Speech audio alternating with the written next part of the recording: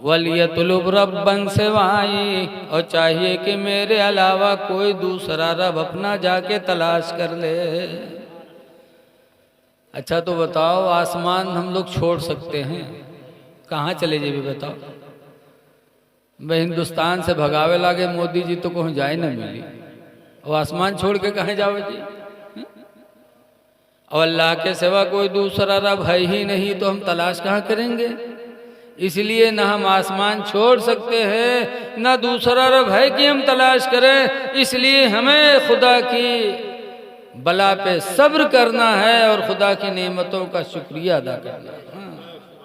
जिस हाल में अल्लाह रखे उस हाल में मुसलमान को चाहिए कि वो खुदा का शुक्र अदा करे। ऐसे लोग कहते हैं कि हम नमाज पढ़े काहे जाए, फलनवा की कोठी बनी है, कार से चलत है, हमका साइकिलों नहीं जुआत है, हम काहे नमाज पढ़े मादल्ला। लेकिन याद रखो, एक बुजुर्ग हैं हजरत शेख सादी अलैहिर्रहमा। शेख सादी पढ़ने जा रहे थे, चप्पल पुरानी थी, रास्ते में टूट गई तो शेख सादी ने फेंक दिया। नंगे पैर जा रहे थे, इत्तेफाक से बगल में एक आदमी घोड़े पे सवार होके निकला, दाढ़ी भी नहीं, पैंट बुशर्ट पहने घोड़े पे बैठे जा रहा। शेख सादी ने देखा तो शेख सादी ने अल्लाह ताला की बारगाह में इल्तिजा की कि अल्लाह मैं तेरी राह में दीन तलाश करने के लिए निकला तो तूने मुझे चप्पल की भी तौफीक नहीं दिया, मैं नंगे पैर चल रहा हूं, और अपने नाफरमान बंदे को तूने चलने के लिए घोड़ा दे दिया है। ये दिल में शिकायत की बारगाह मौला में। इतने में अजान होने लगे, मस्जिद गए, नमाज पढ़ के जब मस्जिद से निकले तो देखते हैं कि दरवाजे पर एक आदमी बैठा भीख मांग रहा है जिसके दोनों पैर नहीं हैं। जब शेख सादी की निगाह उस भिखारी पर पड़ी जिसके दोनों पैर नहीं थे तो शेख सादी फिर वापस गए मस्जिद के अंदर और सर सजदे में रखकर बारगाह मौला में रोने लगे।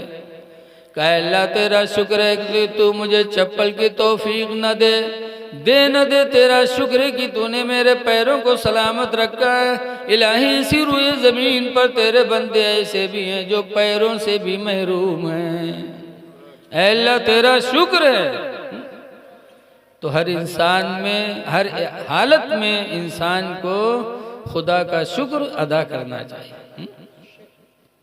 मैंने कुरान हकीम की एक आयत पढ़ी है, अल्लाह ताला फरमाता या अय्युहल्लज़ीना आमनुत्तकुल्लाह, ईमान वालो अल्लाह ताला से डरो। याद रखो जिस नबी की महफिल में हम हैं उस नबी को अल्लाह ताला ने नूर बना के भेजा। क़द जाकुम मिनल्लाहि नूर, तहकीक की तुम्हारे पास अल्लाह का एक नूर आया है। और नूर कहते उसे जो खुद रोशन हो दूसरे को रोशन कर दे।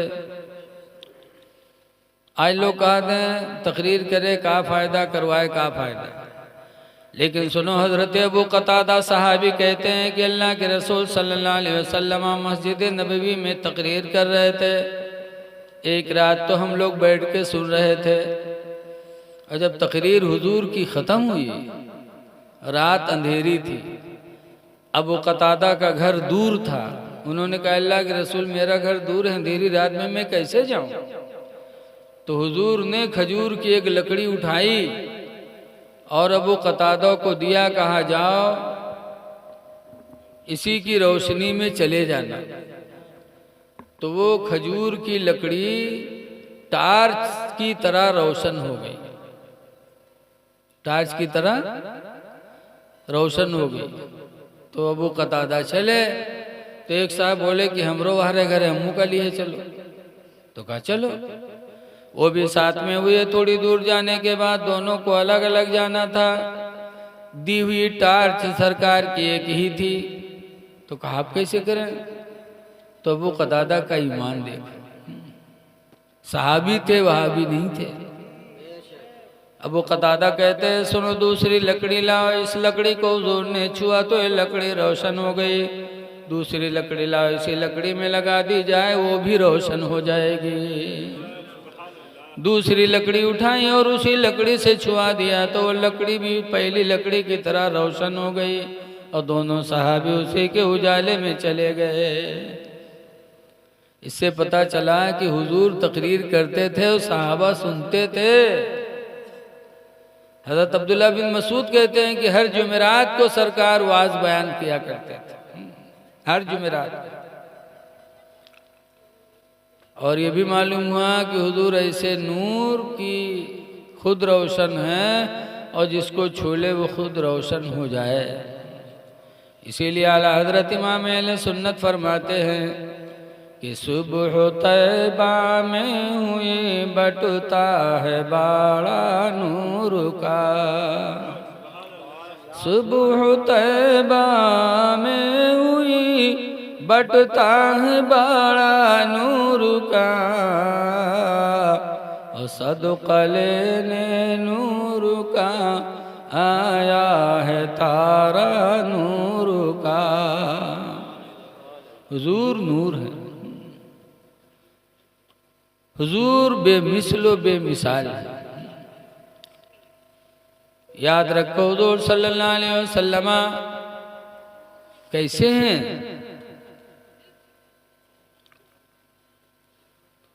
इतने खूबसूरत हैं हुजूर, इतने खूबसूरत है, इतने खूबसूरत हैं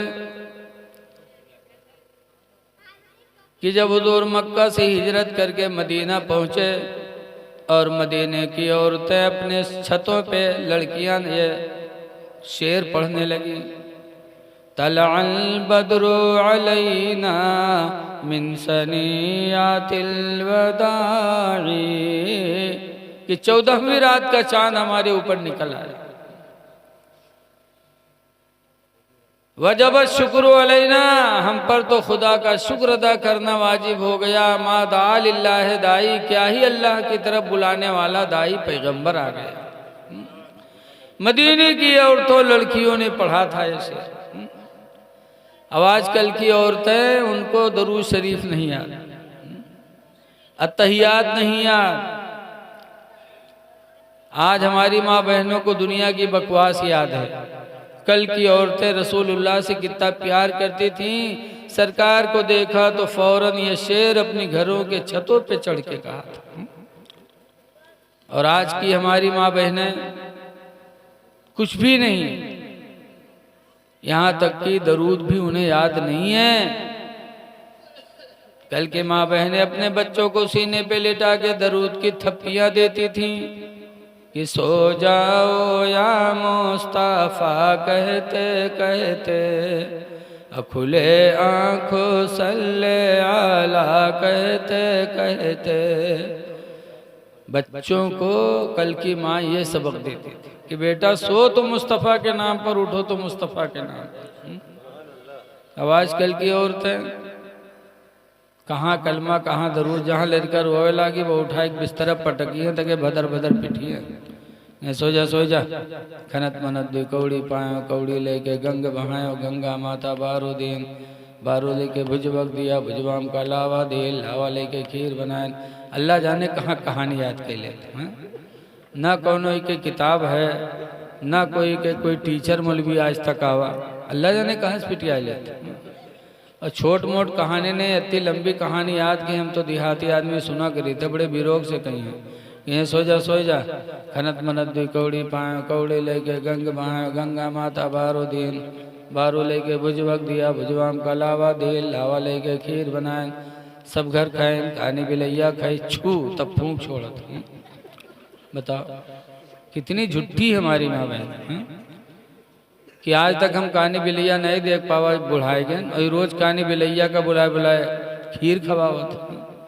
तो जब महतारी तिबड़ी चुड़ैली ने तो लड़का शैतान न बनी तो कबली बनी। तो ये कहे मौलाना साहब तनी कुछ तबीज बनाए तो लड़कवा हमारा बहुत बेहड़ हो जाता। अरे बेहड़ काहे न हुई है। मुफ्ती अहमद यार खान में लिखते हैं कि बेअदब माँ बादब औलाद जन सकते नहीं, बेअदब माँ बादब औलाद जन सकती नहीं, मादने दर मादने फौलाद बन सकते नहीं।